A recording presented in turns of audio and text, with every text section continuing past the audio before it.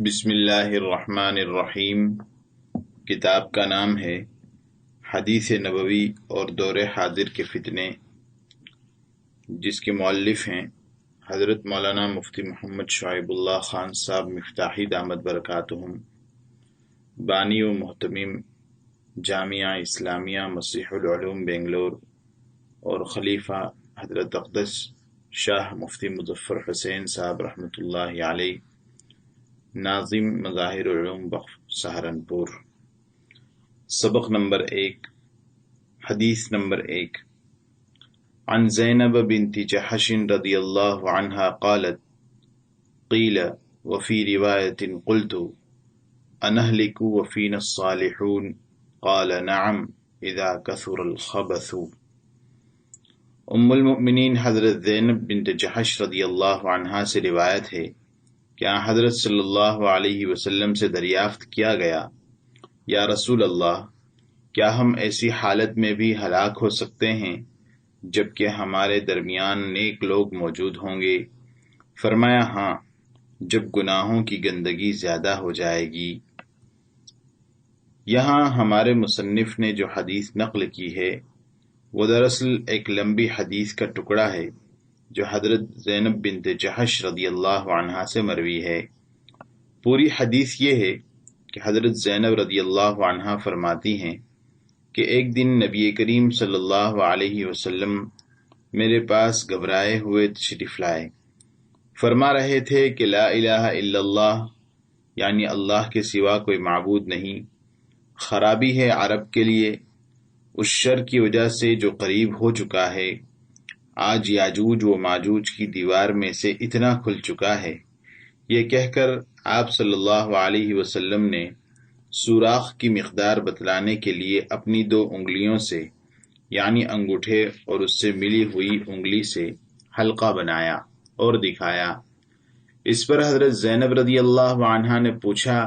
کہ کیا ہم ہلاک کر دیے جا سکتے ہیں جبکہ ہم میں صالحین اور نیک لوگ موجود ہوں؟ آپ صلی اللہ علیہ وسلم نے فرمایا ہاں، جب برائیاں زیادہ ہو جائیں تو ایسا ہو سکتا ہے کہ اللہ تعالیٰ اس کی وجہ سے ساروں کو ہلاک کر دے۔ حدیث میں متعدد قابل غور باتیں۔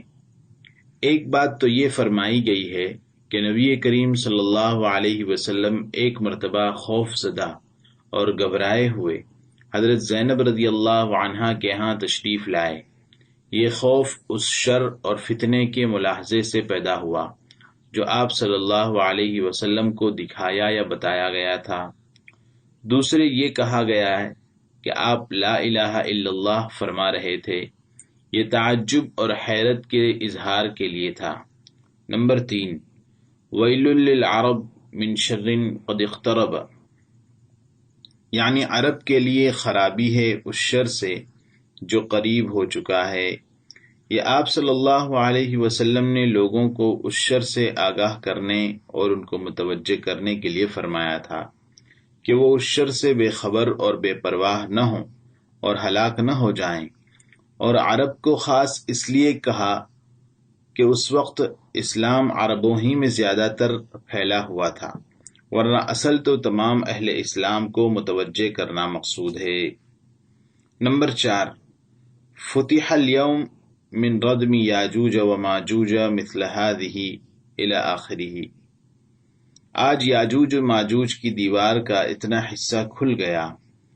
یہ کہتے ہوئے آپ صلی اللہ علیہ وسلم نے اپنے انگوٹھے اور اس سے ملی ہوئی شہادت کی انگلی سے حلقہ بنا کر دکھایا کہ اتنا کھل گیا ہے۔ یاجوج و ماجوج کے بارے میں کافی اختلاف ہے کہ یہ کون اور کیسے ہیں۔ صحیح یہ ہے کہ یاجوج و ماجوج انسانوں ہی میں سے ایک کافر قوم ہے، اور بہت سے علماء نے ان کو ترکوں میں شمار کیا ہے۔ حضرت ذوالقرنین رحمۃ اللہ علیہ نے ان کو ایک جگہ 2 پہاڑوں کے درمیان لوہے اور سیسے کی دیوار بنا کر بند کر دیا تھا اور فرمایا تھا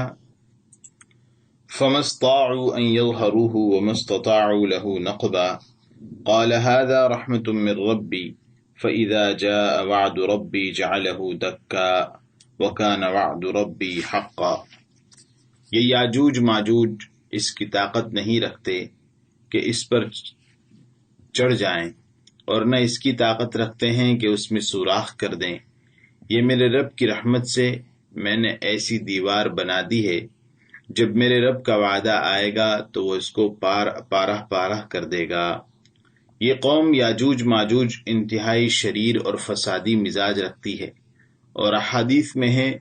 کہ یہ جب آئے گی تو ساری دنیا میں پھیل جائے گی اور شر اور فساد پھیلائے گی، اور یہ حضرت عیسیٰ علیہ السلام کے دوبارہ نزول کے وقت ہوگا، اور یہ قوم ایک سمندر پر سے گزرے گی اور اس کا سارا پانی پی جائے گی۔ اس حدیث میں نبی کریم صلی اللہ علیہ وسلم نے ان کے شر سے آگاہ فرمایا ہے اور بتایا ہے کہ ان کی اس دیوار میں ایک سوراخ ہو گیا ہے، جس کا مطلب یہ ہے کہ وہ اس سوراخ کو مزید کشادہ اور وسیع کر کے اس سے نکل آئیں گے، اور ان کا نکلنا قریب ہو چکا ہے۔ قالت زینب، اس پر حضرت زینب رضی اللہ عنہا نے، جو نبی کریم صلی اللہ علیہ وسلم کی بیوی ہیں،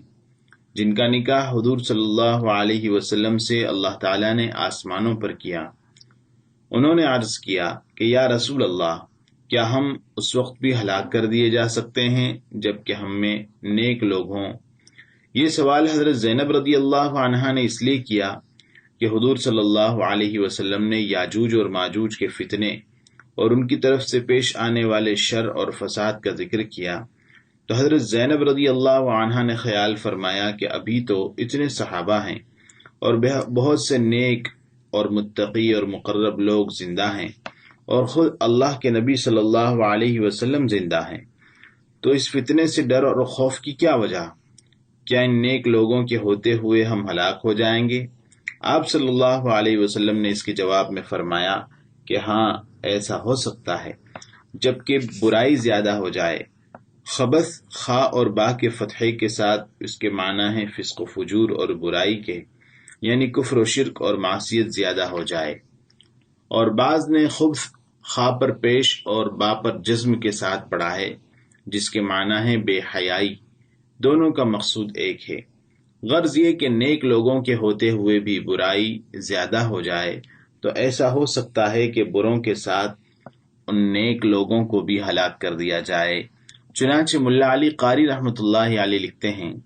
مقصود یہ ہے کہ جب مثلا آگ کسی جگہ پڑتی ہے اور بھڑک اٹھتی ہے تو وہ خشک اور تر دونوں کو کھائی جاتی ہے، اور ناپاک اور پاک سب پر حاوی ہو جاتی ہے،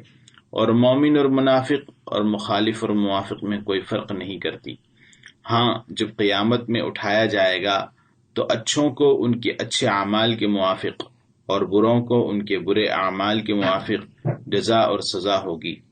چنانچہ ایک حدیث میں ہے کہ نبی کریم صلی اللہ علیہ وسلم نے فرمایا کہ ایک جماعت کعبے کو ڈھانے کے لیے نکلے گی، جب وہ ایک میدان میں ہوں گے تو وہاں کے سب لوگوں کو زمین میں دھسا دیا جائے گا۔ حضرت عائشہ رضی اللہ عنہا نے عرض کیا کہ یا رسول اللہ، سب کو کس طرح دھسا دیا جائے گا، جبکہ ان میں برے بھی ہوں گے اور وہ بھی جو ان میں سے نہیں ہیں، یعنی اچھے لوگ بھی ہوں گے؟ آپ صلی اللہ علیہ وسلم نے فرمایا کہ سب کو دھسا دیا جائے گا، پھر ان کی نیتوں کے مطابق ان کو اٹھایا جائے گا۔ معلوم ہوا کہ دنیا میں اچھے لوگ اگر برائی کو دور نہ کریں گے اور بروں اور برائیوں کی کثرت ہو جائے گی تو عذاب میں سب گرفتار ہوں گے۔ یہ بڑا فتنہ اور مصیبت ہے۔ اس مضمون پر قرآن کی ایک آیت بھی شہادت دیتی ہے، وَاتَّقُوا فِتْنَةً لَا تُصِيبَنَّ الَّذِينَ ظَلَمُوا مِنْكُمْ خَاصَّةً وَاعْلَمُوا أَنَّ اللَّهَ شَدِيدُ الْعِقَابِ، اور بچتے رہو اس فساد سے جو تم میں سے خاص ظالموں ہی پر نہیں آئے گا، اور جان لو کہ اللہ کا عذاب سخت ہے۔ اس آیت کریمہ کی تفسیر میں حضرت مولانا اشرف علی تھانوی رحمۃ اللہ علیہ فرماتے ہیں، اور جس طرح تم پر اپنی اصلاح کے متعلق اطاعت اور فرما برداری واجب ہے، اسی طرح یہ بھی اطاعت واجبہ میں داخل ہے کہ وسعت اور طاقت کے بقدر دوسروں کی اصلاح میں امر بالمعروف اور نہی عن المنکر کے طریقے پر ہاتھ سے، زبان سے یا دل سے نفرت کر کے، جو کہ آخری درجہ ہے، کوشش کرو، ورنہ مداہنت کی صورت میں ان منکرات کا وبال جیسا برائی کرنے والوں پر واقع ہوگا،